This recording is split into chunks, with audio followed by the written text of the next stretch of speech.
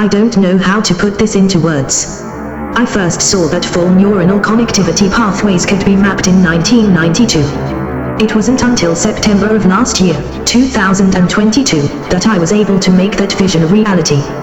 And once we had crossed the threshold, it was less than 3 months from the beginning of the process until we had an entire yellow-bellied toad, bombing a variegated for those other souls of a scientific bent, cortical connection pathway mapped out on silicon.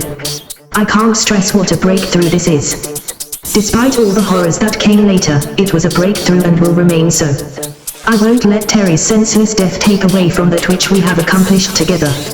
Anyway, the issue is this: we had the toad on a microchip. But what our next steps were to be was a matter of intense debate. I led the side that felt the most responsible next area of research would involve interfacing the chip with electronic systems and thus reverse engineering the operating system of a toad. I still feel, for the record, this would have been the best approach, as I feel the ensuing events will bear out. Unfortunately, the other group, led, unhappily enough, by Terry himself, prevailed. Their view was that we should progress immediately to intraspecies cybernetic implantation. Terry wanted to document the gain of function in an organism after layering in the neurological faculties of a different order of organism.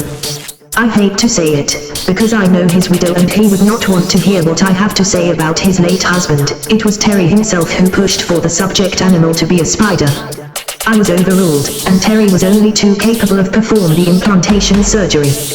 I remained behind the one-way glass, feeling an ominous sense of unreality wash over me as Terry stood back, pulled down his mask, and shot me one of the goofiest grins I have ever seen. Even though he could only see his own reflection in the laboratory operating theater, he knew I was there.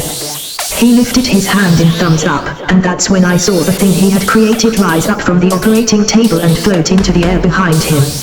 It had been a spider, but it was a spider no longer. Outfitted with 4 propellers, as well as the potent mental acuity of a yellow-bellied toad, it was something so much hideously worse than any of the components that it had been crudely but expertly fashioned from. I saw a fuming chimera of death and loathing rise into the air behind my research assistant, its arachnid hate and amphibian hunger congealing into a form of madness that plucked my heart from my chest to witness. Terry couldn't see me through the one-way mirror, but I frantically waved at him to run before I understood he couldn't see me.